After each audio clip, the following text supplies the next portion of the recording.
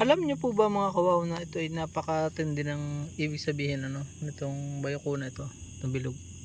Magandang buhay sa lahat. Good evening, good evening. Kapag nakakita po kayo nito, ito ay senyales na ang inyo pong environment ay eco-friendly pa. Hindi pa baga lason na lason. Bagaman kami ipaligod po ng nag-spray ng lason, pero yung environment namin dito ay may pagka-organic pa dahil nga itong kanyang pinupuntahan ay talagang organic site. Yan o. Doon sa una natin channel ay yan ay ating hina-highlight. Nandito yan o. Yan, makakita dyan. Yan. Marami kasi siyang makakain dyan.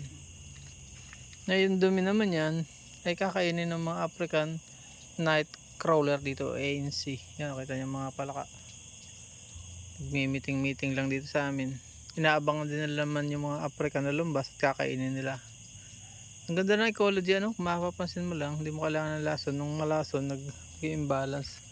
Ito naman, kinakain ng mga tao to. Napakasarap niyan. Hindi ko maatim sapagkat na-imbalance nga ang ecosystem natin.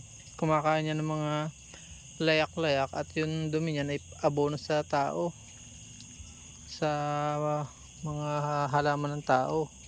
Yan, kita nyo dyan siya sumisingit.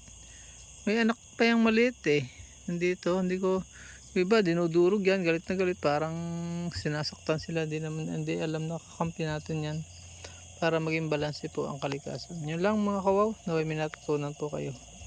Kung kayo pinapagpala sa video ito, ano pang hinihintay nyo?